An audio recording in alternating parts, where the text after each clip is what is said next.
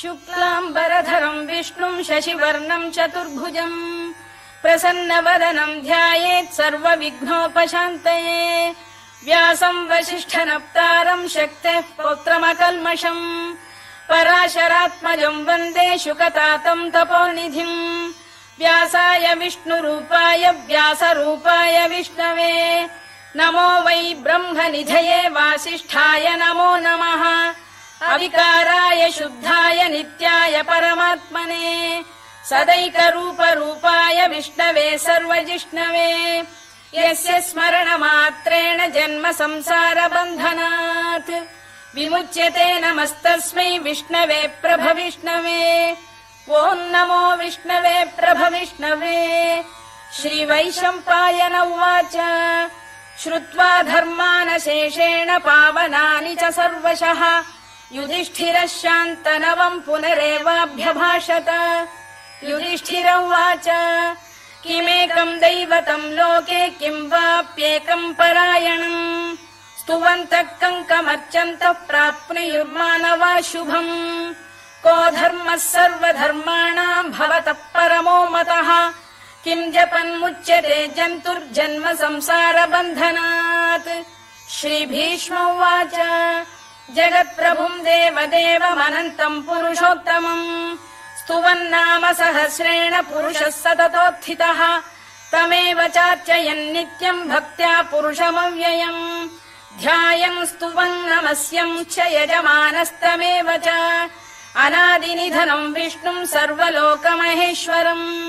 लोकाध्यक्षम् स्तुवन्नित्यम् सर्वदुःखातिगो भवेत् ब्रह्मण्यम् सर्वधर्मज्ञम् लोकानाम् कीर्तिवर्धनम् लोकनाथम् महद्भूतम् सर्वभूतभवोद्भवम् एष मे सर्वधर्माणाम् धर्मोऽधिकतमो मतः यद्भक्त्या पुण्डरीकाक्षम् स्तवैरच्चेन्नरः सदा परमम् यो महत्तेजः परमम् यो महत्तपः परमम् यो महद्ब्रह्म परमम् यः परायणम् पवित्राणाम् पवित्रम् यो मङ्गलानाम् च मङ्गलम् दैवतम् देवतानाम् च भूतानाम् यो व्ययपिता यतः सर्वाणि भूतानि भवन्त्यादियुगागमे यस्मिंश्च प्रलयम् यान्ति पुनरेव युगक्षये तस्य लोकप्रधानस्य जगन्नाथस्य भूपते विष्णोर्नाम सहस्रम् मे शृणु पापभयापहम् यानि नामानि गौणानि विख्यातानि महात्मनः ऋषिभिः परिगीतानि तानि वक्ष्यामि भूतये ऋषिर्नाम्नाम् सहस्रस्य वेदव्यासो महामुनिः छन्दोऽनुष्टुप् तथा देवो भगवान् देवकीसुतः अमृताम् शुद्भवो बीजम् शक्तिर्देवकी नन्दनः त्रिसामाहृदयम् तस्य शान्त्यर्थे विनियुज्यते विष्णुम् जिष्णुम् महाविष्णुम् प्रभविष्णुम् महेश्वरम् अनेकरूपदैत्यान्तम् नमामि पुरुषोत्तमम् अस्य श्रीविष्णोर्दिव्यसहस्रनामस्तोत्रमहामन्त्रस्य श्रीवेदव्यासो भगवान् ऋषिः अनुष्टुप्छन्दः श्रीमहाविष्णुः परमात्मा श्रीमन्नारायणो देवता अमृतांशोद्भवो भानुरिति बीजम् देवकी नन्दन श्रेष्ठेति शक्तिः उद्भवः क्षोभणो देव इति परमो मन्त्रः शङ्खबृन्नन्दकी चक्रीति कीलकम् शार्ङ्गधन्वा गदाधर इत्यस्त्रम् रथाङ्गपाणिरक्षोभ्य इति नेत्रम् त्रिसामासामगः सामेति कवचम्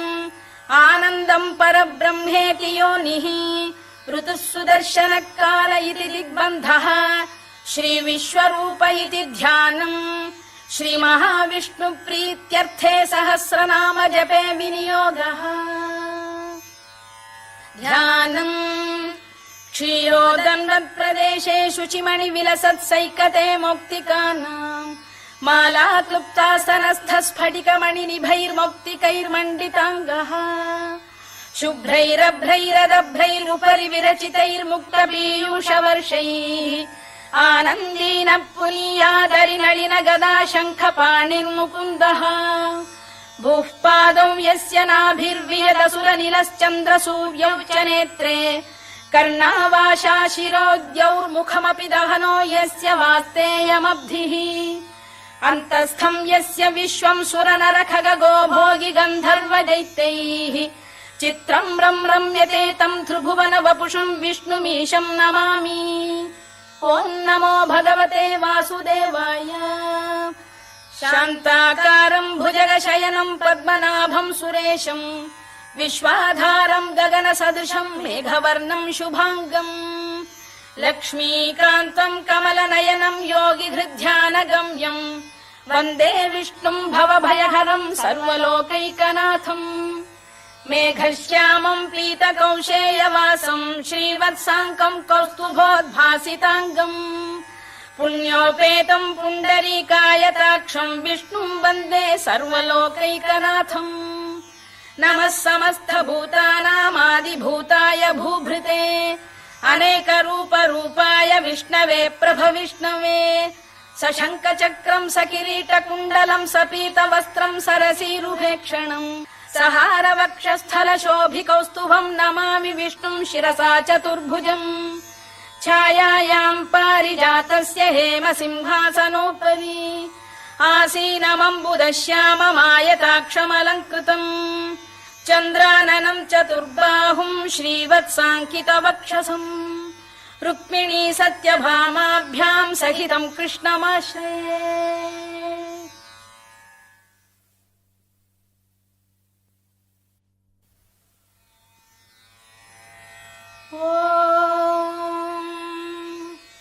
विश्वम् विष्णुर्वषत्कारो भूतभव्य भवत्प्रभुः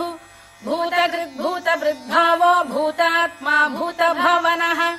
भूतात्मा परमात्मा च मुक्तानाम् परमागतिः अव्ययः पुरुषः साक्षी क्षेत्रज्ञोऽक्षर एव च योगो योगविदाम् नेता प्रधानपुरुषेश्वरः नारसिंहवपुः श्रीमान् केशवः पुरुषोत्तमः सर्वः शर्वः शिवस्थाणुर्भूतादिर्निधिरव्ययः सम्भवो भावनो भर्ता प्रभवः प्रभुरीश्वरः स्वयम्भूः शम्भुरादित्यः पुष्कराक्षो महास्वनः अनादिनिधनो धाता विधाता धातुरुत्तमः अप्रमेयो ऋषिकेशः पद्मनाभोऽमरप्रभुः विश्वकर्मा मनुस्त्वष्टा स्थविष्ठस्थविरो ध्रुवः अग्राह्यः शाश्वतः कृष्णो लोहिताक्षप्रदर्दनः प्रभूतस्त्रिककुब्धाम पवित्रम् मङ्गलम् परम् ईशान प्राणद प्राणो ज्येष्ठः श्रेष्ठः प्रजापतिः हिरण्यगर्भो भूगर्भो माधवो मधुसूदनः ईश्वरो विक्रमी धन्वी मेधावी विक्रमक्रमः अनुत्तमो दुराधर्ष्य कृतज्ञ कृतिरात्मवान् सुरेशः शरणम् शर्म विश्वरेता प्रजाभवः अधः संवत्सरो व्याल प्रत्ययः सर्वदर्शनः अजः सर्वेश्वरः सिद्धः सिद्धिः सर्वादिरच्युतः वृषाकपिरमेयात्मा सर्वयोगविनिसृतः वसुर्वसुमनः सत्यः समात्मा संमितः समः अमोघः पुण्डरीकाक्षो वृषकर्मा वृषाकृतिः रुद्रो बहुशिरा बभ्रुर्विश्वयोनिः शुचिश्रवाः अमृतः शाश्वतस्थाणुर्वरारोहो महातपाः सर्वगः सर्वविद्भानुर्विश्वक्सेनो जनार्दनः वेदो वेदविदव्यङ्गो वेदाङ्गो वेदवित्कविः लोकाध्यक्षः सुराध्यक्षो धर्माध्यक्षः कृताकृतः चतुरात्मा चतुर्व्यूहश्चतुर्दंष्टश्चतुर्भुजः भ्राजिष्णुर्भोजनम् भोक्ता सहिष्णुर्जगदादिजः अनघो विजयो जेता विश्वयोनिः पुनर्वसुः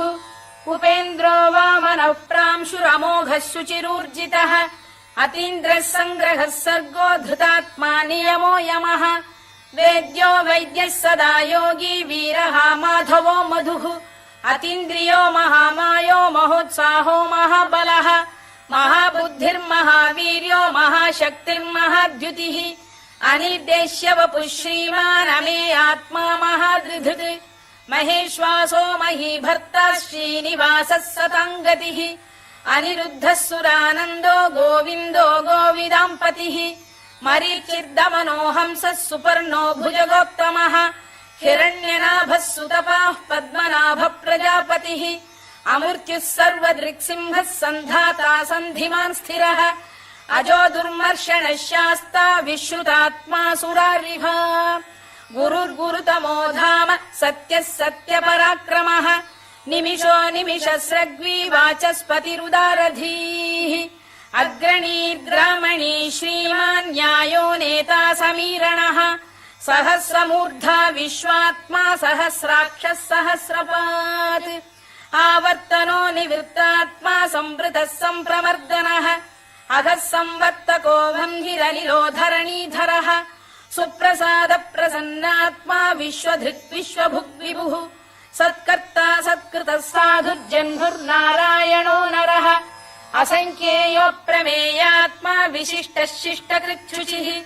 सिद्धार्थ सिद्ध सङ्कल्पः सिद्धिदः सिद्धिसाधनः वृषाही वृषभो विष्णुर्वृषपर्वा वृषोदरः वर्धनो वर्धमानश्च विविक्तः श्रुतिसागरः सुभुजो दुर्धरो वाग्मी महेन्द्रो वसुदो वसुः नैकरूपो बृहद्रूपः शिपिविष्टप्रकाशनः ओजस्तेजोद्युतिधर प्रकाशात्मा प्रतापनः वृद्धस्पष्टाक्षरो मन्त्रश्चन्द्रांशुर्भास्करद्युतिः अमृतांशुद्भवो भानुः शशबिन्दुः सुरेश्वरः औषधम् जगतः सेतुः सत्यधर्मपराक्रमः भूतभव्यभवन्नाथः पवनः पावनो नलः कामः कामकृत्कान्तः कामः कामप्रदप्रभुः युगादिकृद्युगावर्तो नैकमायो महाशनः अदृश्यो व्यक्तरूपश्च सहस्रजिदनन्तजित् इष्टो विशिष्टः शिष्टेष्टः शिखण्डी नघुषो वृषः क्रोधः क्रोधकृत्कर्ता विश्वबाहुर्महीधरः अच्युत प्रथित प्राण प्राणदो वासवानुजः अपां निधिरधिष्ठानमप्रमत्त प्रतिष्ठितः स्कन्द स्कन्दधरो धुर्यो वरदो वायुवाहनः वासुदेवो बृहद्भानुरादिदेवः पुरन्दरः अशोकस्तारणस्तारः शूरः शौरिर्जनेश्वरः अनुकूलः शतावर्तः पद्मी पद्मनिभेक्षणः पद्मनाभोरविन्दाक्षः पद्मगर्भः शरीरभृत् महर्धिर्वृद्धो वृद्धात्मा महाक्षो गरुडध्वजः अतुलः शरभो भीमः समयज्ञो हविर्हरिः सर्वलक्षणलक्षण्यो लक्ष्मीवान् समितिञ्जयः विक्षरो रोहितो मार्गो हेतुर्दामोदरः सहः महीधरो महाभागो वेगवानमिताशनः उद्भवः क्षोभणो देवः श्रीगर्भः परमेश्वरः करणम् कारणम् कर्ता विकर्ता गहनो गुहः व्यवसायो व्यवस्थानः संस्थानस्थानदो ध्रुवः परधिः परमस्पष्टस्तुष्टः पुष्टः शुभेक्षणः रामो विरामो विरतो मार्गो नेयोनयोनयः वीरः शक्तिमताम् श्रेष्ठो धर्मो धर्मविदुत्तमः वैकुण्ठः पुरुष प्राण प्राणद प्रणव पृतुः हिरण्यगर्भः शत्रुघ्नो व्याप्तो वायुरधोक्षजः ऋतुः सुदर्शनकालः परमेष्ठी परिग्रहः उग्रः संवत्सरो दक्षो विश्रामो विश्वदक्षिणः विस्तारस्थावरस्थाणु प्रमाणम् बीजमव्ययम् अर्थोऽनर्थो महाकोशो महाभोगो महाधनः अनिर्विण्णस्थविष्ठो भूर्धर्मयूपो महामखः नक्षत्रनेमिर्नक्षत्री क्षमः क्षामः समीहनः यज्ञयुज्यो महेद्यश्च क्रतुः सत्रम् सताम् गतिः सर्वदर्शी विमुक्तात्मा सर्वज्ञो ज्ञानमुत्तमम् सुव्रतः सुमुखः सूक्ष्मः सुघोषः सुखदः सुहृद् मनोहरो जितक्रोधो वीरबाहुर्विदारणः स्वापनः स्ववशो व्यापी नैकात्मा नैककर्मकृत् वत्सरो वत्सलो वत्सी रत्नगर्भोधनेश्वरः धर्मकृद्धर्मकृद्धर्मी सदसक्षरमक्षरम् अविज्ञाता सहस्रांशुर्विधाता कृतलक्षणः गभस्तिनेमिः सत्तस्थः सिंहो भूतमहेश्वरः आदिदेवो महादेवो देवेशो देवभृद्गुरुः उत्तरो गोपतिर्गोप्ता ज्ञानगम्यः पुरातनः शरीरभूतभृद्भोक्ता कपीन्द्रो भूरि दक्षिणः सोमपो मृतपः सोमः पुरुजिः पुरुषत्तमः विनयो जयः सत्यसन्धो दाशार्हः सात्वताम् पतिः जीवो विनयिता साक्षी मुकुन्दोमित विक्रमः अम्भोनिधिरनन्तात्मा महोदधिशयोऽन्तकः अजो महार्घः स्वाभाव्यो जितामित्र प्रमोदनः आनन्दो नन्दनो नन्दः सत्यधर्मा त्रिविक्रमः महर्षि कपिलाचार्यः कृतज्ञो मेदिनीपतिः त्रिपदस्त्रिदशाध्यक्षो महाशृङ्गकृतान्तकृत् महावराहो गोविन्दः सुषेणः कनकाङ्गनी गुह्यो गभीरो गहनो गुप्तश्चक्रगदाधरः वेधास्वाङ्गो जितः कृष्णो दृढः सङ्कर्षणोच्युतः वरुणो वारुणो वृक्षः पुष्कराक्षो महामनाः भगवान् बलहानन्दी वनमाली हलायुधः आदित्यो ज्योतिरादित्यः सहिष्णुर्गतिसत्तमः सुधन्वाखण्ड परशुर्दारुणो द्रविणप्रदः दिवस्पृक् सर्वदृग्व्यासो वाचस्पतिरयो निजः त्रिसामासामगः साम निर्वाणम् भेषजम् भिषज सन्न्यासकृच्छमः शान्तो निष्ठा शान्तिपरायणम् शुभाङ्गः शान्तिदः स्रष्टा कुमुदः कुवलेशयः गोहितो गोपतिर्गोप्ता वृषभाक्षो वृषप्रियः अनिवर्ती निवृत्तात्मा संक्षेप्ता क्षेमकृत् शिवः श्रीवत्सवक्षः श्रीवासः श्रीपतिः श्रीमताम्बरः श्रीरः श्रीशः श्रीनिवासः श्रीनिधिः श्रीविभावनः श्रीधर श्रीकर श्रेयः श्रीमान् लोकत्रयाश्रयः स्वक्षः स्वङ्गः शतानन्दो नन्दिर्ज्योतिर्गणेश्वरः विजितात्मा विधेयात्मा सत्कीर्तिश्छिन्न संशयः उदीर्णः सर्वतश्चक्षुरनीशः शाश्वतः स्थिरः भूषयो भूषणो भूतिर्विशोकः शोकनाशनः अर्चिष्मानर्चितः कुम्भो विशुद्धात्मा विशोधनः अनिरुद्धो प्रतिरथ प्रद्युम्नोमित विक्रमः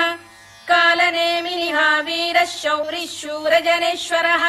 त्रिलोकात्मा त्रिलोकेशः केशवः केशिहा हरिः कामदेवः कामपालः कामी कान्तकृतागमः अनिर्देश्य वपुर्विष्णुर्वीरोऽनन्तो धनञ्जयः ब्रह्मण्यो ब्रह्मकृद्ब्रह्मा ब्रह्म ब्रह्म विवर्धनः ब्रह्म विब्राह्मणो ब्रह्मी ब्रह्मज्ञो ब्राह्मणप्रियः महाक्रमो महाकर्मा महातेजा महोरगः महाक्रतुर्महायज्वा महायज्ञो महाहविः स्तव्यस्तव प्रियस्तोत्रम् स्तुतिस्तोतारणप्रियः पूर्णः पूरयिता पुण्यः पुण्यकीर्तिरनामयः मनोजवस्तीर्थकरो वसुरेता वसुप्रदः वसुप्रदो वासुदेवो वसुर्वसुमनाहविः सद्गतिः सत्कृतिः सत्ता सद्भूतिः सत्परायणः शूरसेनो यदुश्रेष्ठः सन्निवासः सुयामुनः भूतावासो वासुदेवः सर्वासु निलयो नलः दर्पः दर्पदो दृप्तो दुर्धरोऽथा पराजितः विश्वमूर्तिर्महामूर्तिर्दीप्तमूर्तिरमूर्तिमान् अनेकमूर्तिरव्यक्तः शतमूर्तिः शताननः एकोनैकः स वक्र किम् यत्तत्पदमनुत्तमम् लोकबन्धुर्लोकनाथो माधवो भक्तवत्सलः सुवर्णवर्णो हेमाङ्गो वराङ्गश्चन्दनाङ्गदी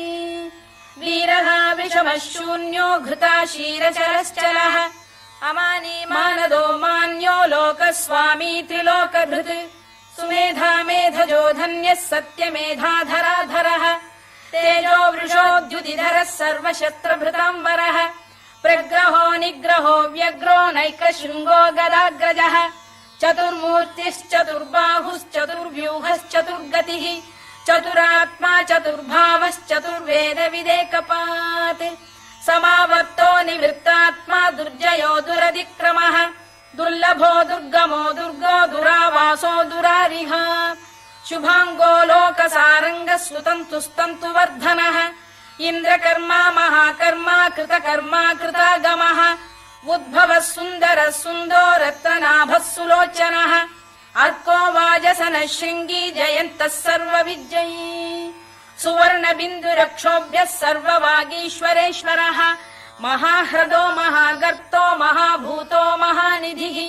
कुमुद कुन्दर कुन्द पर्जन्यः पावनो निलः अमृताशोऽमृतवपुः सर्वज्ञः सर्वतोमुखः सुलभः सुव्रतः सिद्धः शत्रुजिच्छत्रुतापनः न्यग्रोधोदुम्बरोश्चक्षाणूरान्ध्रैषूदनः सहस्रार्चिः सप्तजिह्वः सप्तैधा सप्तवाहनः अमूर्तिरनघोचिन्त्यो भयकृद्भयनाशनः अणुबृहत्कृशस्थूलो गुणभिर्निर्गुणो महान् अधृतस्वभृतस्वास्य प्राग्वंशो वंशवर्धनः भारभृत्कथितो योगी योगीशः सर्वकामदः आश्रमश्रमणः क्षामः सुपर्णो वायुवाहनः धनुर्धरो धनुर्वेदो दण्डो दमयिता दमः अपराजितः सर्वसहो नियन्ता नियमो यमः सत्त्ववान् सात्विकः सत्यः सत्यधर्मपरायणः अभिप्रायप्रियार्होरप्रियकृत्प्रीतिवर्धनः विहाय सगतिर्ज्योतिः सुरुचित्कुतभुक् विभुः रविर्विरोचनः सूर्यः सविता रविलोचनः अनन्तो हुतभुग्भोक्ता सुखदो नैकजोऽग्रजः अनिर्विण्णः सदामर्षी लोकाधिष्ठानमद्भुतः सनात्सनातनतमः कपिलः कपिरव्ययः स्वस्तिदः स्वस्तिकृत् स्वस्ति स्वस्ति भुक् स्वस्ति दक्षिणः अरौद्रः कुण्डली चक्री विक्रम्यूर्जितशासनः शब्दातिकः शब्दसः शिशिरः शर्वरीकरः अक्रूरपेशलो दक्षो दक्षिणः क्षमिणाम्बरः विद्वत्तमो वीतभयः पुण्यश्रवणकीर्तनः उत्तारणो दुष्कृतिः पुण्यो दुःस्वप्ननाशनः वीरः रक्षणः सन्तो जीवनः पर्यवस्थितः अनन्तरूपोऽनन्तश्रीर्जितमन्युर्भयापहः चतुरश्रो गभीरात्मा विदिशो व्यादिशो दिशः अनाधिर्भूर्भुवो लक्ष्मी सुवीरो रुचिराङ्गदः जननो जनजन्मादिर्भीमो भीमपराक्रमः आधारनिलयो धाता पुष्पहास प्रजागरः ऊर्ध्वगः सत्पथाचार प्राणद प्रणवप्रणः प्रमाणम् प्राणनिलय प्राणभृत्प्राणजीवनः तत्त्वम् तत्त्वविदेकात्मा जन्म मृत्युजरातिगः भूर्भुवः स्वस्तरुस्तारः सविता प्रपितामहः यज्ञो यज्ञपतिर्यज्वा यज्ञाङ्गो यज्ञवाहनः यज्ञभृद्यज्ञकृद्यज्ञी यज्ञभुग्यज्ञसाधनः यज्ञान्तकृद्यज्ञगुह्यमन्नमन्नाद एव च आत्मयोनिः स्वयम् जातो वैखानः सामगायनः देवकीनन्दनः स्रष्टा क्षितीशः पापनाशनः शङ्खबृन्नन्दकी चक्री शार्ङ्गधन्वा गदाधरः तथाङ्गपाणिरक्षोभ्यः सर्वप्रहरणायुधः सर्वप्रहरणायुधवो नम इति वनमाली गलीशाङ्गी शङ्खी चक्री च नन्दकी श्रीमान्नारायणो विष्णुर्वासुदेवोऽभिरक्षतु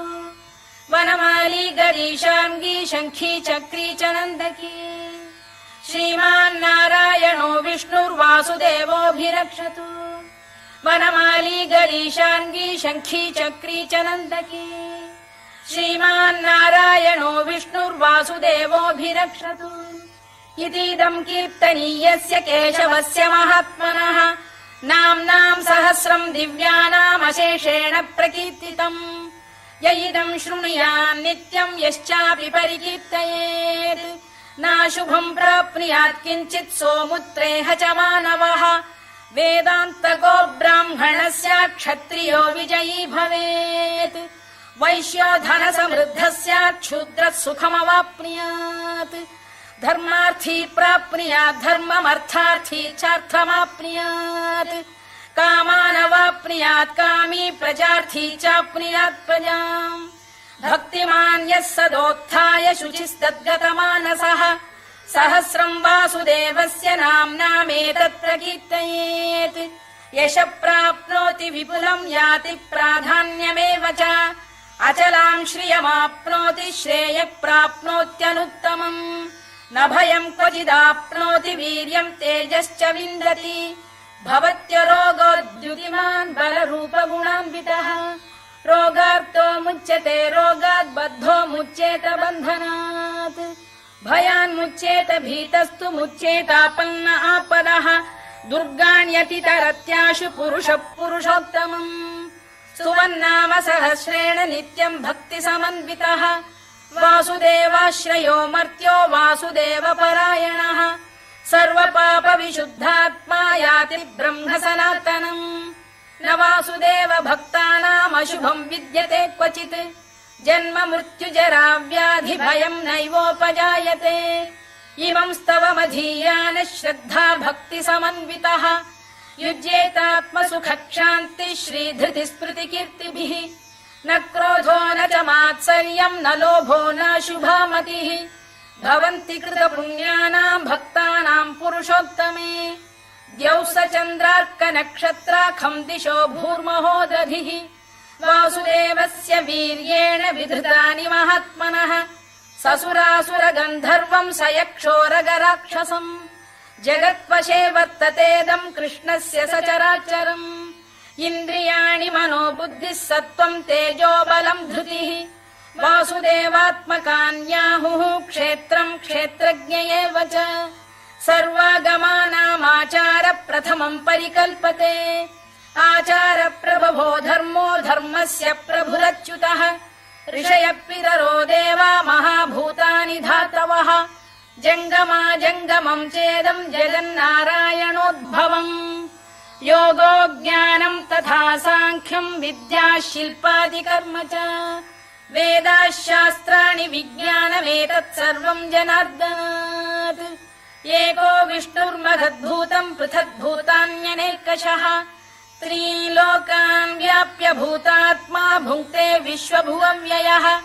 इमम् स्तवम् भगवतो विष्णोर्व्यासेन कीर्तितम् पठेद्य इच्छेत् पुरुषः श्रेयत् प्राप्तुम् सुखानि च विश्वेश्वरमजम् देवम् जगतः प्रभुमव्ययम् भजन्ति ये पुष्कराक्षम् न ते यान्ति पराभवम् न ते यान्ति पराभवम् ओन्नम इति अर्जुनोवाच पद्मपत्र विशालाक्ष पद्मनाभसुरोत्तम भक्तानामनुरक्तानाम् त्राता भव जनार्दन श्रीभगवानुवाच यो माम् नाम सहस्रेण स्तोतुमिच्छति पाण्डव सोऽहमेकेन श्लोकेन स्तुत एव न संशयः स्तुत एव न संशयोन्नम इति व्यास उवाच वासनाद्वासुदेवस्य वासितम् भुवनत्रयम् सर्वभूतनिवासोऽसि वासुदेव नमोऽस्तु ते वासुदेव नमोऽस्तु ते ओन्नम इति पार्वत्युवाच केनोपायेन लघुना विष्णोर्नाम सहस्रकम् पठ्यते पण्डितैर्नित्यम् श्रोतुमिच्छाम्यहम् प्रभो ईश्वर उवाच श्रीराम राम रामेति रमे रामे मनोरमे सहस्रनाम तत्तुल्यम् राम नाम वरानने श्रीराम राम रामेति रमे रामे मनोरमे सहस्रनाम तत्तुल्यम् राम नाम वरानने श्रीराम राम रामेति रमे रामे मनोरमे सहस्रनाम तत्तुल्यम् राम नाम वरानने राम नाम वरानन ओन्नम इति ब्रह्मोवाच नमोऽस्त्वनन्ताय सहस्रमूर्तये सहस्रपादाक्षि शिरोरुबाहवे सहस्रनाम्ने पुरुषाय शाश्वते सहस्रकोटियुगधारिणे नमः सहस्रकोटियुगधारिणे नम ओन्नम इति सञ्जय उवाच यत्र योगेश्वर कृष्णो यत्र पार्थो धनुर्धरः तत्र श्रीर्विजयो भूतिर्ध्रुवा नीतिर्मतिर्मम श्रीभगवानुवाच अनन्याश्चिन्तयन्तो मां ये जनाः पर्युपासते तेषाम् नित्याभियुक्तानां योगक्षेमम् वहाम्यहम् परित्राणाय साधूनां विनाशाय च दुष्कृताम् धर्म संस्थापनार्थाय सम्भवामि युगे युगे आर्ता विषण्णाः शिथिलाश्च भीता घोरेषु च व्याधिषु वर्तमानाः संकीर्त्य नारायण शब्दमात्रम् विमुक्त दुःखाः सुखिनो भवन्तु